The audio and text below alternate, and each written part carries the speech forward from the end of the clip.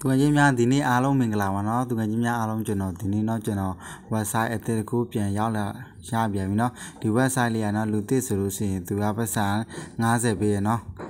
ที่มาก็จะ30เนาะ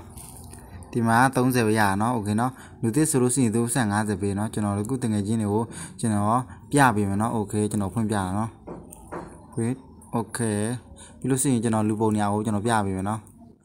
်โอเคမရသေးတော့ပတ်စံတော့ခဏစောင့်နော်ခဏစောင့်နော်တကယ်နော်ကိုခဲကျွန်တော်ခဏလေးစောင့်လိုက်တာပတ်စံဝင်ခဲ့ပြီနော်တကယ်နော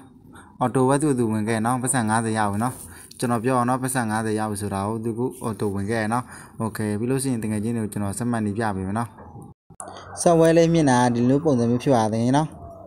်တကူတငယ်ချင်းတွေကျွန်တော် YouTube အောက်မှာကျွန်တော်လင်းချတာပေးမယ်အေးလေးမှာတငယ်ချင်းတို့စမှတ်ကြနော်တကူစမှတ်နေကိုတငယ်ချင်းတွေကိုကျွန်တော်တင်ပေးမယ်နော်စမှတ်ပြီးလို့ရှိရင်တငယ်ချင်းဒီ software လေးကို download ဆွဲရမှာနော်မဆွဲလို့ရှိရင်မရအောင်နော် okay download ဘယ်လိုမျိုးဆွဲရမလဲဆိုတာကိုတငယ်ချင်းတွေအားလုံးကိုကျွန်တော်တင်ပေးမယ်နော်ကျွန်တော်ဗီဒီယိုကိုအဆုံးထိကြည့်ပေးပါလို့ကျွန်တော်တောင်းဆိုပြတယ်နော် okay မှာအပေါ်ဆုံးမှာကျတော့ကိုယ့်ရဲ့ဖုန်းနံပါတ်ထည့်နော်ဖုန်းနံပါတ်ထည့်လို့ရှိရင်3ညလုံးဝမထည့်နော်3ညလုံးဝမထည့်နော်ကျွန်တော်ပြောအောင်နော်ဥပမာနော်ကျွန်တော်ထည့်ပြအောင်နော်ပြီးလို့ရှိရင်3ညကိုဖြတ်လိုက်နော်3ညကိုဒီမှာမထည့်ပါနော်3ညမထည့်နော်ပြီးလို့ရှိရင်ကိုယ့်ရဲ့နံပါတ်ကိုထည့်ပါနော်ကိုယ့်နံပါတ်ကိုထည့်လို့ရှိရင်ပြီးလို့ရှိရင်ကိုယ့်နံပါတ်ကိုထည့်ပြီးလို့ရှိရင်ဒီမှာနောက်ထပ်ပြန်ထည့်နေပါနော်ဒီမှာနော် OTP နံပါတ်ကိုယူဖို့တွားဒီမှာကိုနှိပ်ပါနော်နှိပ်ပြီးလို့ရှိရင်တကယ်ချင်းကိုသူက OTP နံပါတ်ပို့ခဲ့မယ်နော်6လုံးနော်6လုံးတကယ်ချင်းကိုပို့ခဲ့မယ်နော် OTP နံပါတ်6လုံးကိုတကယ်ချင်းတွေဒီမှာလက်ထည့်ပြလိုက်နော်ဒါစမှတ်ဒီမှာထည့်ပြီးလို့ရှိရင်တကယ်ချင်းတွေဒီမှာကိုနှိပ်ပြလိုက်နော်โอเคနှိပ်ပြပါနော်โอเคကျွန်တော်နှိပ်ပါနော်နှိပ်ပြနော်ဒါနော်နှိပ်ပြီးလို့ရှိရင်တကယ်ချင်းတို့ဒီမျိုးပုံစံမျိုးဖြစ်နော်ဘယ်လိုမှလုပ်မရအောင်နော်ဒီမှာ download ဆွဲလို့မရအောင်နော်download လုပ်မရဘူးဘယ်လိုမျိုးလုပ်မရဘူးဆိုလို့ရှိရင်ကျွန်တော်အောက်မှာ YouTube အောက်မှာကျွန်တော် link ချတာပေးနော် download လုပ်ဖို့ link တော့ကျွန်တော်ချတာပေးနော် AD YouTube အောက်က link မှာပဲတကယ်ချင်း download ဆွဲရမှာနော်ဒါဆိုလို့ရှိရင်တကယ်ချင်းစမှတ်တာအောင်မြင်သွားပြီနော်အောင်မျိုးရှိရင်ကျွန်တော်တို့ထွက်လိုက်မယ်နော်ထွက်လို့ရှိရင်ကျွန်တော်တို့ download ဆွဲမယ်နော်โอเคနော်ကဲကျွန်တော် link ချတာပေးမယ်နော်အဲ့ link ကိုဒီမှာကျွန်တော်ပြမယ်တကယ်ချင်းနော်တကယ် download ဆွဲလို့ရှိရင်တကယ်ချင်းတို့ကျွန်တော်အဲ့ link ကိုပြအောင်နော်တကူဒီ link ဖြစ်ပါနော်တကူကျွန်တော်ပြအောင်နော်ဒီ link နော်โอเคဒီ link နော်ဒီ link ကိုတကယ်နှိပ်လိုက်နော်โอเคကျွန်တော်ပြအောင်နော်နှိပ်လိုက်အောင်နော်โอเคအဲ့လို့ရှိရင်ဒီမှာသူနှိပ်ခိုင်းမယ်နော်ဒီမှာတကယ်ကြီးနှိပ်ပြီလားနော်ဒီမှာနှိပ်လို့ရှိရင် download ဆွဲပါရင်နော်ကျွန်တော် download ဆွဲပါဖြစ်တဲ့အတွက်ကြောင့်တကယ်ကြီးကိုကျွန်တော် download မဆွဲပြတော့နော်ဒီမှာနှိပ်လို့ရှိရင်သူ auto download ဆွဲပါနော်ပြီးလို့ရှိရင်တကယ်ကြီး download ဆွဲပြီးလို့ရှိရင်နော်ဒီမှာလည်းကြည့်ရမှာနော်โอเคနော်ကျွန်တော်ပြအောင်နော်โอเคဒီမှာလည်းကြည့်မယ်နော်ဒီညာလေးကိုဒီ software လေးလာနော်ဒီရဲ့ file နော်ဒီညာလေးကိုတကယ်ကြီးနောက်ထပ်ပြန်ထည့်နေပြီနော်နှိပ်ပြီးလို့ရှိရင်နော်ပြီးလို့ရှိရင်ထွက်လာနော်download နေရာကျွန်တော်သွားမယ်နော် download နေရာနော်โอเคဒီညာလေး download နေရာနော်ဒီညာလေး download နေရနော်ခုကျွန်တော်ပြနေ download နေရနော်โอเคပြီးလို့ရှိရင်ကျွန်တော်တို့ဒီမှာတွေ့မယ်နော် software ဒီမှာတွေ့မယ်တဲ့နော်ဒီမှာကျွန်တော် download ဆွဲ software နော်โอเคနော်ဒီမှာတော့ download ဆွဲ software နော်အဲ့ဒီနှိပ်လိုက်နော်โอเคနှိပ်ပြီးလို့ရှိရင်တကယ်ကြီးဒီမှာဒီနောက်တစ်ခါပြန်ထပ်နှိပ်ခါနော်ဒီညာလေးနော်ဒီညာလေးနှိပ်ပြီးတော့ခုကျွန်တော်နှိပ်သွားတဲ့အတွက်ကြောင့်ကျွန်တော်တကယ်ကြီးကိုပြန်ဝင်ပြအောင်နော်โอเคကျွန်တော် software ပြအောင်နော်โอเคအစဝဲဒီမှာဖြစ်ပါနော်ဒီမှာနော်ဒီကောင်ကျွန်တော်နှိပ်လိုက်မယ်နော်နှိပ်ပြီးကျွန်တော်ထွက်ပြအောင်နော်ခဏတောင်းနော်ကျွန်တော်ထွက်ပြီးလို့ရှိရင်အပေါ်ကတော့ကိုယ့်ရဲ့ဖုန်းနံပါတ်ထည့်နော်3ညလုံးဝမထည့်နဲ့တကယ်နော်3ညထည့်လို့မရနော်3ညလုံးဝမထည့်နော်ပြီးလို့ရှိရင်ကျွန်တော်နှိပ်ပြအောင်နော်အော်တိုဝင်နော်3ညမထည့်ဘူးနော်ဒီစီဒီမှာဆက်နေပါမနော်ဒါဆိုလို့ရှိရင်ကျွန်တော်ထဲဝင်သွားနော်ဒါဆိုလို့ရှိရင်ကျွန်တော်ပတ်စံအော်တိုရဝိုင်းနော်စောတော့ကျွန်တော်ပြရနော်စောကျွန်တော်ပြပတ်စံ50နော်ကစားနည်းကတော့ဒီမှာလာရမှာနော်ဒီလက်တာဒီမှာဒီကျွန်တော်တခုပြညာဘူးလာနော်ကျွန်တော်တခုပြညာဘူးနော်ဒီညာလေးလာနော်โอเคဒါနဲ့ချက်နှိပ်ပြီးလို့ရှိရင်အပေါ်တန်းမှာနှိပ်ပြရမှာနော်ပေါ်တန်းနော်ဒီညာလေးကိုနော်V 3ညကျွန်တော်ကစားနော် V 1ကစားမြနော် V 3ညကစားရအောင်နော်โอเค V 3ညနှိပ်ရနော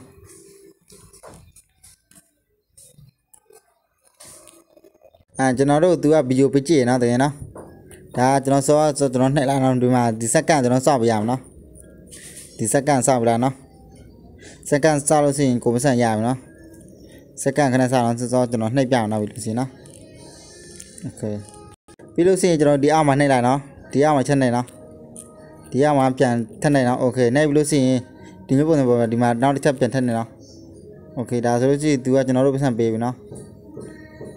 โอเคဒါဆိုလို့ရှိရင်တော့ချက်ကြည့်လိုက်အောင်နော်ပတ်စံဘလော့ရဆိုချက်ကြည့်လိုက်အောင်တူတယ်နော်ခဏစားနော်โอเคပတ်စံနော်26ရခဲ့နော်ဟိုကျွန်တော်ပြန်နှိပ်ပြရင်နော်ဒီမှာပြန်နှိပ်မယ်နော်ဒီမှာနှိပ်မယ်ဒီမှာပြန်နှိပ်မယ်နော်ကျွန်တော်နော်ဒီဝီတုံညနှိပ်မယ်နော်โอเคခဏစားနော်โอเคပြီးလို့ရှိရင်ကျွန်တော်ဒီမှာပြန်ထည့်နေမယ်နော်ကျွန်တော်စောကျွန်တော်ကြောက်မိပါနော်ဒီမှာကျွန်တော်ပြန်ထည့်နေမယ်နော်ပညာနှိပ်မယ်နော်ပြီးလို့ရှိရင်ကျွန်တော်တကယ်ချင်းကိုကျွန်တော်ဘန်နဲ့ချိန်နေကျွန်တော်ပြပြီမယ်နော်โอเคဒါဆိုလို့ရှိရင်ကျွန်တော်စောင့်နော်မနှိပ်သွားလိုက်ရတယ်နော်နှိပ်သွားလိုက်ရတယ်စောင့်လိုက်ရနော်နှိပ်သွားလိုက်မယ်နော်ညာကိုတစ်ချက်ပြန်နှိပ်မယ်နော်โอเคနှိပ်လိုက်ရနော်โอเคဒါဆိုကျွန်တော်စောင့်နော်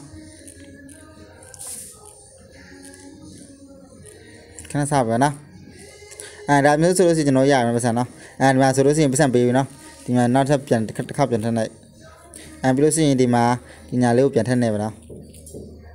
โอเคဒါဆိုလို့ရှိရင်သူကျွန်တော်တို့ပတ်စံပေးလိုက်နော်โอเคကျွန်တော်တို့တစ်ချက်တွေ့ကြည့်လိုက်မယ်နော်โอเคကျွန်တော်လူပုံညာကိုလာပြီးကြည့်မယ်နော်โอเคဒါပြေးနော်ပြီးလို့ရှိရင်ကျွန်တော်တကယ်ချင်းတွေကိုဘန်နဲ့ကျွန်တော်ချိန်နေပြပြီတော့နော်ကျွန်တော်အဲ့ဒီကစားနေမပြတော့နော်โอเคဒီဗီဒီယိုကစေဝါမကြလို့နော်โอเคနော်ဘန်နဲ့ချိန်နေစိတ်ဘန်နဲ့ချိန်နေရတော့ဒီမှာဒီညာကိုကျွန်တော်နှိပ်စမ်းကြည့်မယ်နော်ညာလေးနော်โอเคဒါမဟုတ်သေးဘူးနော်ဒီပေါ်နားမှာနော်ကျွန်တော်သိပါရနော်ဒီပေါ်နားဖြစ်သွားနော်ဘန်နဲ့ချိန်နေရပေါ်စုံနော်ပေါ်စုံနေမယ်နော်ဒါဘယ်နဲ့ချိန်နေကျွန်တော်ပြောနော်โอเคပြီးလို့ရှိရင်အောက်စုံပြန်နှိပ်မယ်နော်နောက်တစ်ခါချက်ကြည့်မယ်နော်အောက်စုံနော်တယ်နော်အောက်စုံနေမယ်နော်โอเคပြီးလို့ရှိရင်ကိုရဲ့ဘန်နာမည်ထည့်မယ်နော်နာမည်နော်ကနော်โอเคဒီကြောစဒီကြောရတော့โอเคဒါဆိုကျွန်တော်မယ်နော်ဒါဆိုကျွန်တော်ဒီမှာပြန်ဆက်နေလိုက်မယ်နော်โอเคဒါဆိုလို့ရှိရင်ကျွန်တော်တို့အပေါ်မှာတစ်ချက်ပြန်နှိပ်ကြည့်မယ်နော်တော့မပြောဒါဒီမှာနှိပ်ပြီးလို့ရှိရင်ကျွန်တော်တို့ဘန်နဲ့ချိန်မှပြအောင်နော်ကဲဆိုတော့ကျွန်တော်နာမည်တွန်းထည့်ပြီးဆိုလို့ရှိရင်နော်ဒီမှာတစ်ခါပြန်ထပ်နိုင်မယ်နော်ဒီညာကိုတစ်ခါပြန်ထပ်လာမယ်နော်ထပ်နိုင်မယ်နော်ကျွန်တော်ပြောနော်โอเคပြီးလို့ရှိရင်ဒီမှာနောက်တစ်ခါပြန်ထပ်နိုင်မယ်နော်ဒီပေါ်မှာနော်ခုကျွန်တော်ပြနေရကိုပြန်နောက်တစ်ခါပြန်ထပ်နိုင်ပြီပါနော်โอเคနိုင်ပြီးလို့ရှိရင်ဒီမှာကြတော့ကိုယ့်ရဲ့ဘန်ကိုသူရွေးခိုင်းနေပြီနော်ကိုဘန်မျိုးစားရွေးနော်โอเคထောငန်းစုပ်ကိုကပတ်စံအောင်ထောက်မယ်ဆိုလို့ရှိရင်ဒီမှာကျွန်တော်ရွေးညာလို့ထောက်ရွေးလာနော်ဆက်စမ်းကြည့်နော်ပြီးလို့ရှိရင်ဒီမှာကြတော့ဘာလား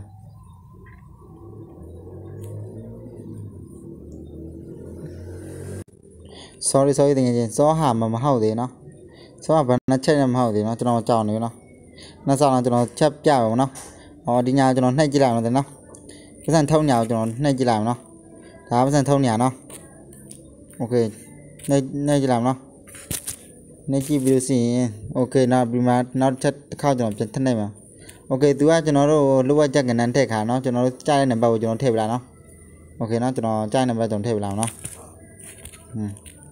โอเคသူကနံပါတ်6လောက်မှသူပေးထည့်ခါရနော်ပြီးလို့ရှိရင်ကျွန်တော်တို့ဒီမှာဆက်နိုင်မယ်နော်โอเคဆက်နေကြည့်လိုက်မယ်နော်โอเคပြီးလို့ရှိရင်ကျွန်တော်ပြန်ထည့်နိုင်မယ်နော်အဲ့ကောင်နော်လို့ချင်းနေလာမလဲဆိုတာโอเคကျွန်တော်တို့ဒါဆိုလို့ရှိရင်ဘယ်နဲ့โอเคဘယ်နဲ့ပိတ်ချိန်ပြီနော်โอเคဘယ်နဲ့ချက်ရဟိုနေ့နော်ခက်တယ်နော်ပြန်ထည့်မယ်နော်ဒီမှာနော်ခက်နော်တယ်နော်မပြန်ထည့်နိုင်ဘူးနော်နေပြီးလို့ရှိရင်အပေါ်တန်းနိုင်မယ်နော်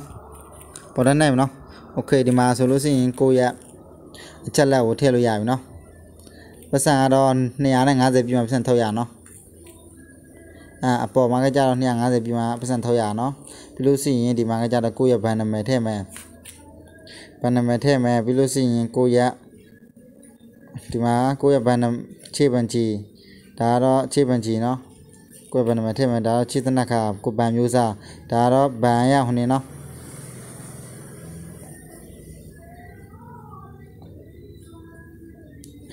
นี่เนาะစောစောကဒါဘန်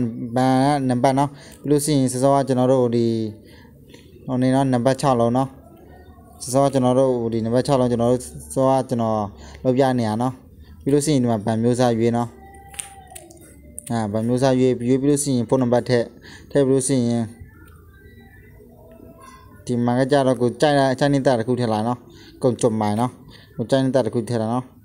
โอเคရပြီเนาะဒါဆိုလို့ရှိရင်ဒီမှာပို့ရပြလိုက်เนาะသူ့ကိုโอเคကျွန်တော်စမ်းကြည့်မယ်เนาะ